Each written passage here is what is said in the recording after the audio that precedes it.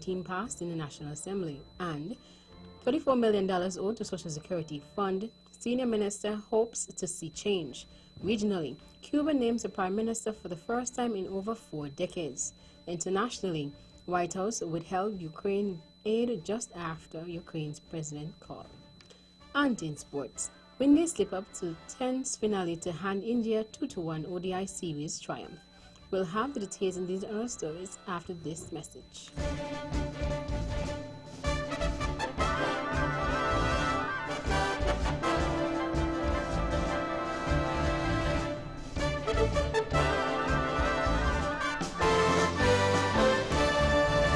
Another look. Different from how you've seen it before. Another look. Takes an in-depth look into business, politics, science, technology, religion, and more. Another look. Featuring documentaries from the BBC, regional features, and local ones too. Another look. Every Monday at 3 p.m. on the Eastern Caribbean's powerhouse, Vaughan.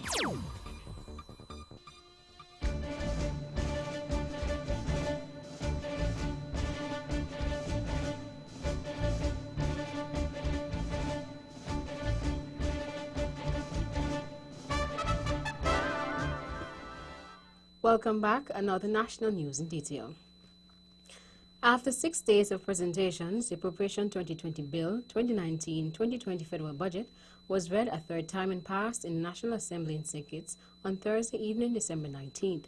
Prime Minister and mover of the bill, Dr. Honorable Timothy Harris, presented the budget under the theme, Let's Keep Building a Stronger and Safer Future for St. Kitts and Nevis.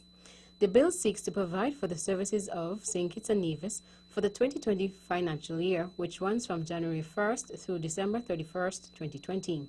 The bill is also to the tune of EC $848,913,625.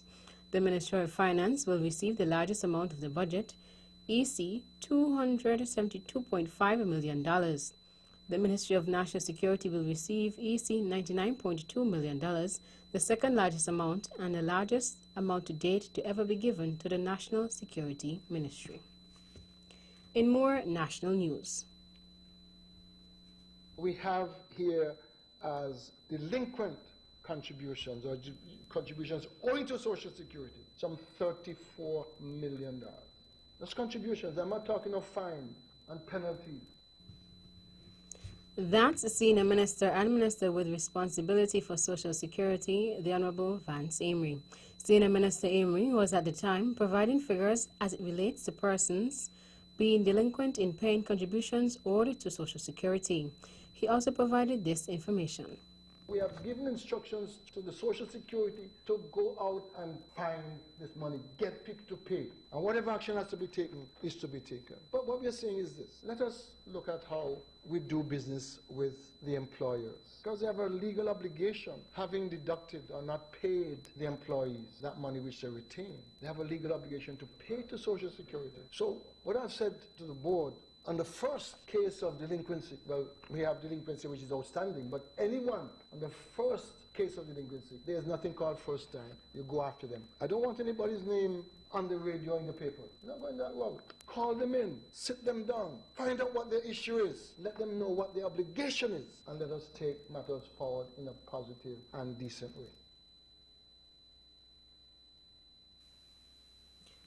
Minister Amory expressed his desire to see a difference in contributions owed to the Social Security. I'm hoping that in the new year we will see changes in the way employers respond to their legal obligation. And I'm not going to say that it will be taken to court. That's a recourse which the board has. But I prefer, and I've said to the board, that you call them, work something out so that we can get the matter resolved and cut this delinquency, cut this outstanding contributions. But the contributions belong to the employees. That is their money which they have taken in trust and need to pay into the fund. The Honorable Vance Amory. Operations Manager at the Nevis Solid Waste Management Authority, NSWMA, Mr. Rudy Brown, has clarified as to why at nights there is smoke coming from the landfill in Low Ground here on Nevis. This comes on the heels of reports reaching the VON Newsline from the public domain, indicating that every week smoke is coming from the above-mentioned area. Mr. Brown explains. At the landfill, we have different areas. Down at the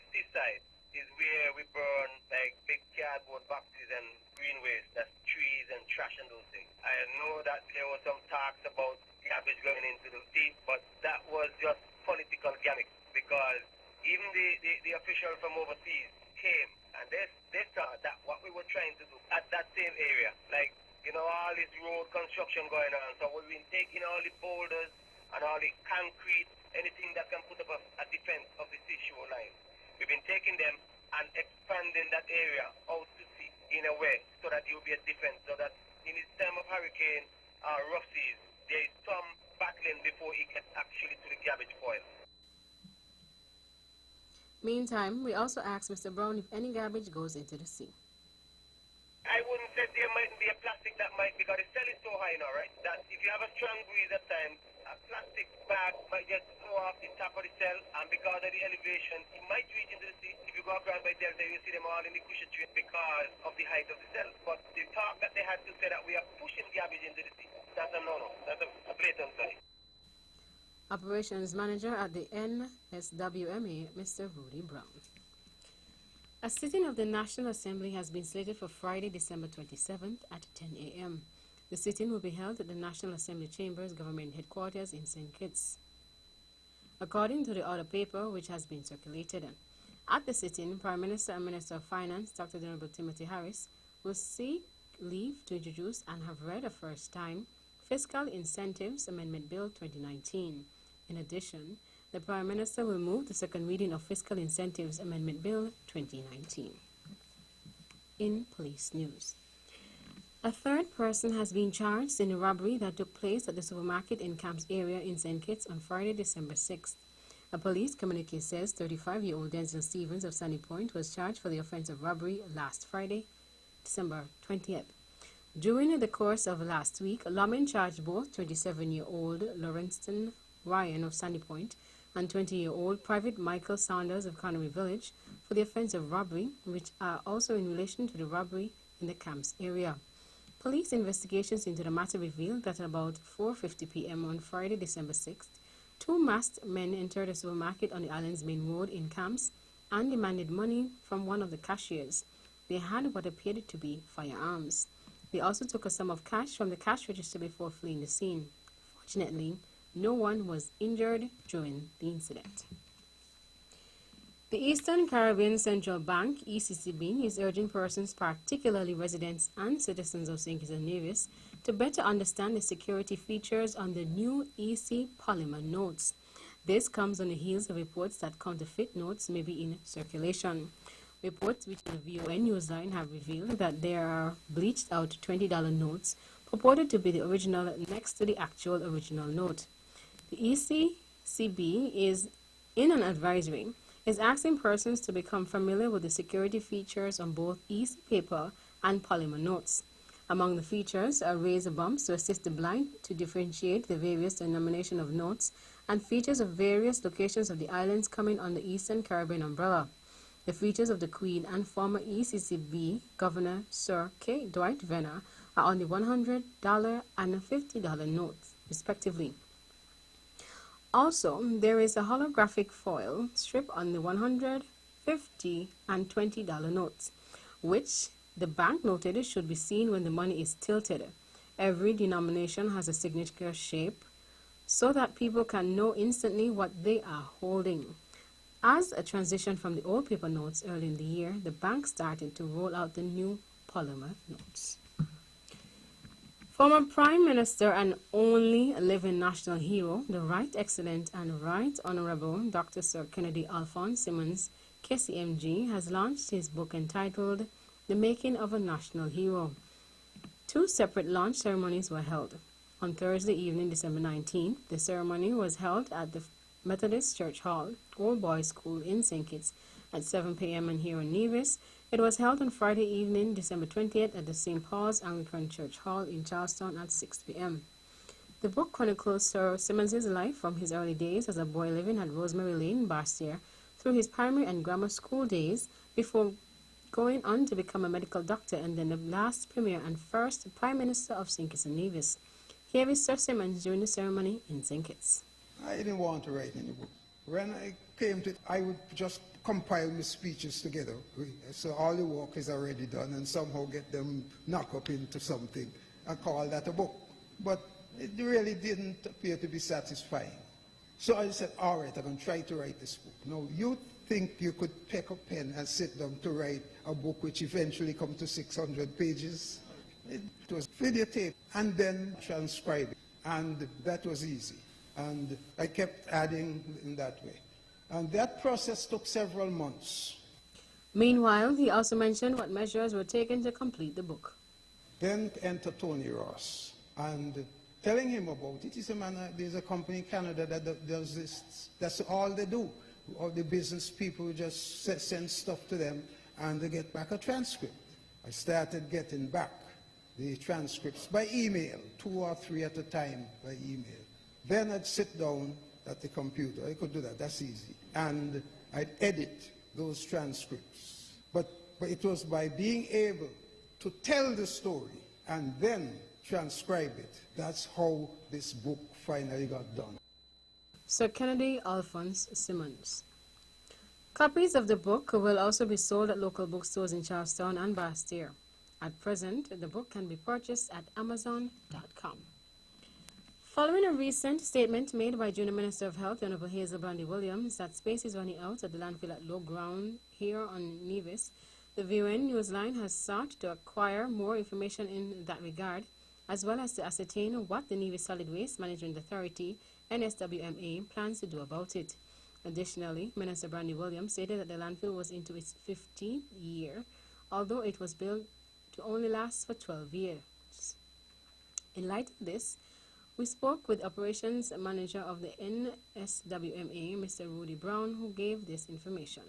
And the management part of it, I mean, yes, it is true that the landfill probably would have been expired now for a few years. And here in Nevis, we try our best. Pace is a real big demand for us at the landfill. But what we have done in 2018 of recent, we have actually gotten someone who came in, Enclave company came in and get rid of most of the scrap metal and all the fridges and white goods and all those stuff. So in that regard, we were able to reclaim some space, but still for the landfill itself, I know that's a government issue, let's be honest. I know they are trying to seek a land in a strategic place where it will be suitable for them, for a landfill to be set up. That to take some time because they have to get the land and infrastructure and all that, because it wouldn't be nowhere close to residential or even commercial areas. However, what is the Nevis Island Administration NIA or the Management Authority seeking to do to ratify the issue? To date, what has been done? In response, Mr. Brown said that the NIA is in the process of searching for land. It is a fact that they are looking, and they're not just start looking. I mean, they've been looking for a while now. There are certain programs that came on board. They had talks about waste to energy, anything that they could see that could minimize the garbage, but that didn't come true. So they're still seeking for revenues as to where to go. But of recent, we had a team came in. I went to a workshop in Antigua where the whole Caribbean was represented, and we had to give a video presentation and also to show our present dump site. And I was the one who went, and I went through every detail with them. Since that, they came to Nevis and they visited the site actually, and both myself and the general manager, Andrew Henjekton, had a tour with them through the landfill. They saw everything. And basically, what we are facing here in Nevis is the same thing in the Caribbean. Everybody's crying for the same thing. Operations Manager at the NSWMA, Mr. Rudy Brown. That's the national news segment. You can visit our website at www.vonradio.com or check us out on Facebook at Von Radio or our Von Radio YouTube channel for these and other stories. News from across the region is next.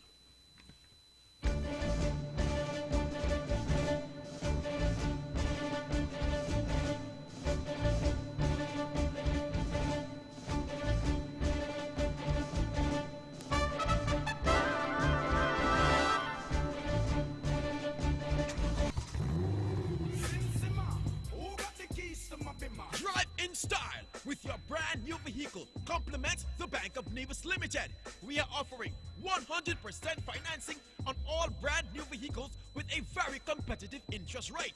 But that's not all. We are giving you up to 7 years to repay. That's right, 7 years. Contact us by phone or come into our branch today. All right. The Bank of Nevis Limited. My bank, your bank, our bank. The Bank of Nevis Limited. Improving the quality of life. Like us on Facebook. Who got the keys to my bimmer?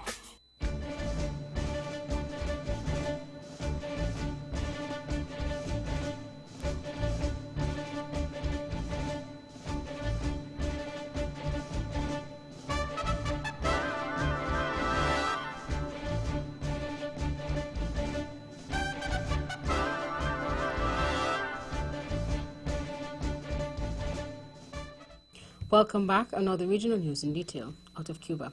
For the first time in over 4 decades, the Prime Minister was named during a parliamentary session on Saturday, further dividing political roles in a country that not long ago was ruled by one person. Tourism Minister Manuel Marrero Cruz, 56, was named by President Miguel Diaz-Canel for a 5-year term. He has been tourism minister for 16 years and has overseen Cuba's boom in visitors, an essential part of the island's economy. The National Assembly ratified Marrero as required by Cuba's recently revised constitution. He was also confirmed by the Communist Party headed by 88-year-old Raul Castro. NBCNews.com says his brother, the late revolutionary Fidel Castro, was the last person to hold the position until it was terminated in 1976. However, during this period, Fidel Castro had held absolute power in the country. In this case, the role of Prime Minister is a mechanism to have a more collective government and not have more power concentrated in one person, said Carlos Alzugaray, a former senior Cuban diplomat. In April 2018, Raul Castro stepped down as Cuba's president and was succeeded by Diaz-Canel and remains chief of the Communist Party of Cuba. Raul Castro will leave the powerful position in 2021 and Diaz-Canel will take the helm. The Board of Directors of the Caribbean Development Bank, CDB, approved an exogenous shock response policy-based loan of US $50 million to support the Bahamas after Hurricane Dorian. CDB President Dr. Warren Smith was quoted as saying by nationnews.com that the loss of life and massive destruction caused by Hurricane Dorian has placed a heavy burden on the Bahamas. The loan will support the people and the country during the recovery. The exogenous shock response policy-based loan is an instrument to provide resources for financing needs which arise from external and natural hazards, shocks that have a significant economic and social impact. The loan will support the implementation of the Comprehensive Reform Program of the Bahamas, which aims to achieve fiscal sustainability and enhance economic and physical resilience to external shocks and natural disasters while bolstering growth and job creation. Thus far, there have been 70 confirmed deaths and 282 people still missing. Some 29,500 inhabitants, equivalent to over 40% of the combined population of Abaco and Grand Bahama, the two islands hit by the hurricane in September, suffered severe damage to homes and assets. According to the United Nations, the total value of the damage and loss is equivalent to 25% of gross domestic product, GDP, which exceeds that from Hurricane Matthew in 2016. And finally, out of Anguilla. At a mass, colorful and musical rally on Saturday night, December 7th, at Blowing Point, the Anguillan Progressive Party, APMP, under the leadership of Dr. Ellis Lorenzo Webster, launched its full slate of 11 candidates for the 2020 general and at-large elections. According to theanguillan.com, the list comprises the 4 at-large candidates announced for the first time. They are businessman Mr. Kyle Hodge, businesswoman Mrs. Quincy Murray, just retired top civil servant Mr. Kenneth M. Hodge, and long-standing political and social agitator, now lawyer Mr. Kennedy Hodge. The other 7 candidates who will be contesting the district general election and whose names were previously announced are Dr. Ellis Lorenzo Webster, District 1, Island Harbor, Mr. Jerome Roberts, District 2, East End, Sunny Hill, Mr. Courtney Morton, a former banker, District 3, in the Valley North, former Anguillan pageant queen and Miss Universe, now lawyer Miss Deanne Kentish Rogers, District 4, Valley South, Mr. Merrick Richardson, District 5, Road North, Mr. Haddon Hughes, District 6, Road South, and Miss Kimberly Fleming, District 7, West End, Long Bay. Currently, Victor Banks is the Premier of the country and leader of the Anguillan United Front, AUF. That's it for the regional stories. Stay with us for news from around the world.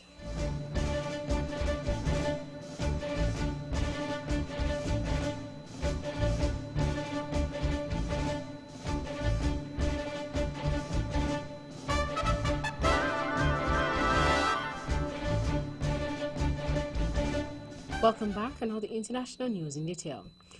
The White House sought to freeze aid to Ukraine just 91 minutes after President Donald Trump spoke to President Vladimir Zelensky by phone in July, a newly released government email has revealed. The email telling the Pentagon to hold off was sent by a senior White House official.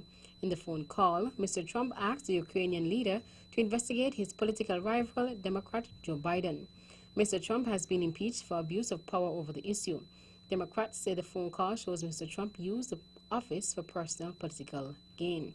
Mr. Trump was formally impeached by the Democratic-controlled House of Representatives on Wednesday, but it is unlikely to be removed from office, as the case will go to trial in the U.S. Senate, where his Republican Party has a majority. A court in Saudi Arabia has sentenced 5 people to death and jailed 3 others over the murder of the journalist Jamal Khashoggi last year.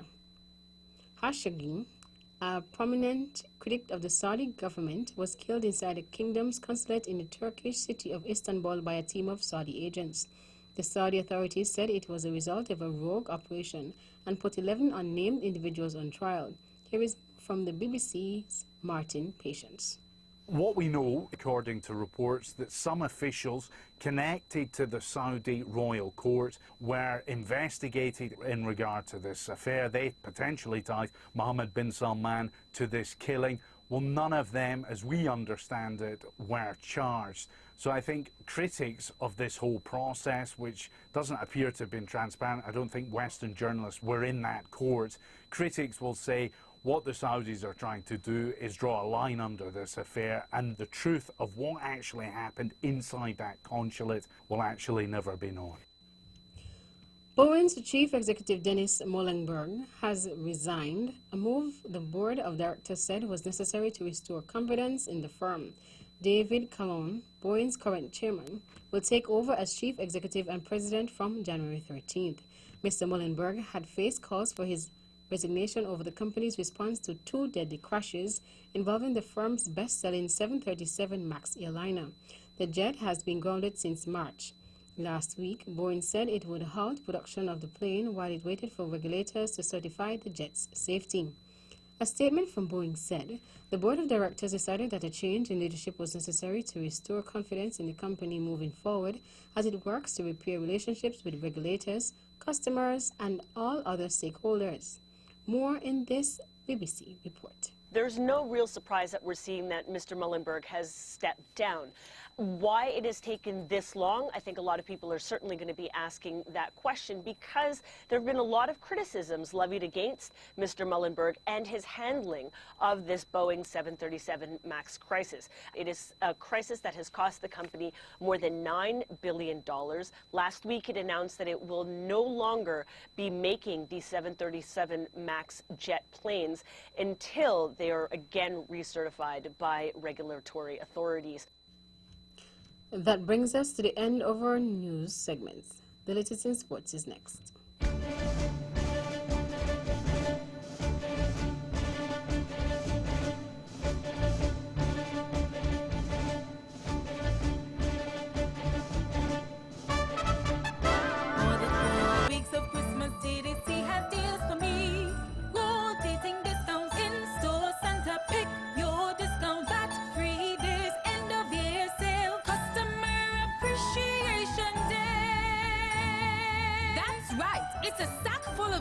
Each weekend at all TDC retail stores.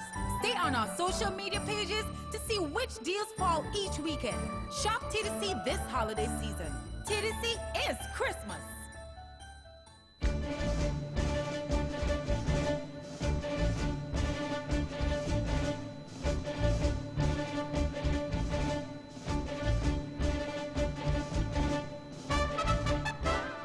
Welcome back. Another sports in detail.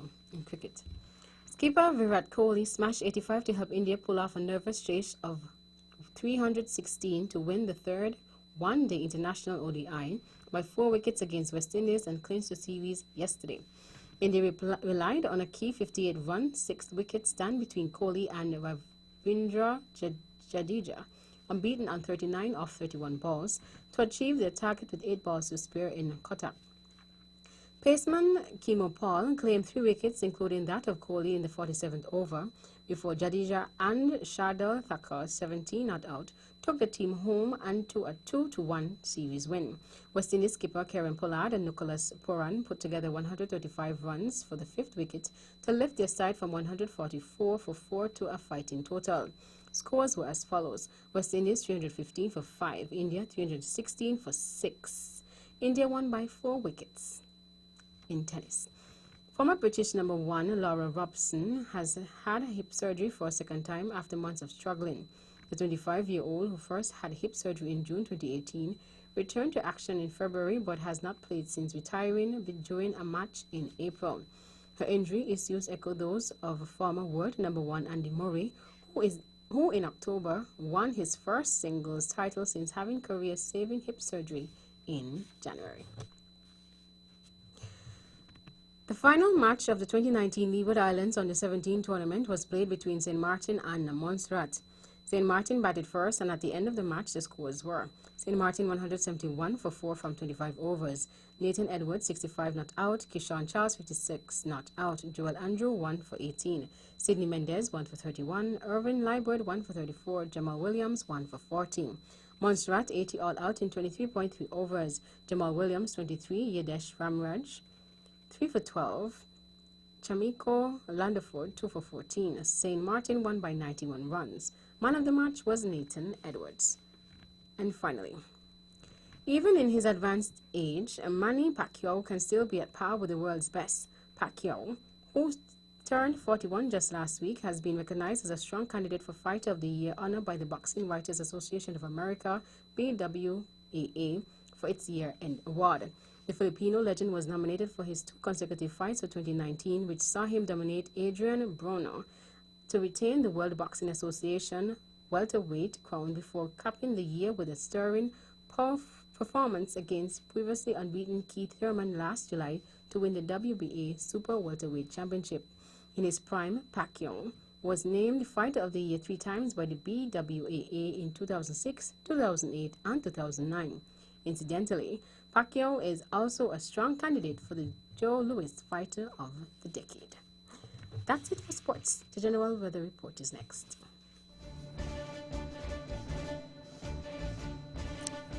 Welcome back, and now the look at weather forecast for St. Kitts and Nevis. Weather tonight will be fair to partly cloudy. Weather tomorrow will be sunny to partly sunny. Winds are east to southeast at 16 to 14 knots, or 11 to 26 kilometers per hour, with light spells overnight. Seas are 1.2 to 1.8 meters, or 4 to 6 feet. Sunrise tomorrow will be at 6:36 a.m. And that's a wrap up the major news package for today, Monday, 23rd December 2019. Before we go, let's take a look at the headlines once again. Nationally, the Appropriation 2020 Bill 2019 passed in the National Assembly, and $34 million owed to Social Security Fund, Senior Minister hopes to see change. Regionally, Cuba names a prime minister for the first time in over 4 decades. Internationally, White House withheld Ukraine aid just after Ukraine's president called. And in sports, Windies slip up in tense finale to hand India 2-1 ODI series triumph. On behalf of the rest of the news team, I am Tashan Tyson, wishing you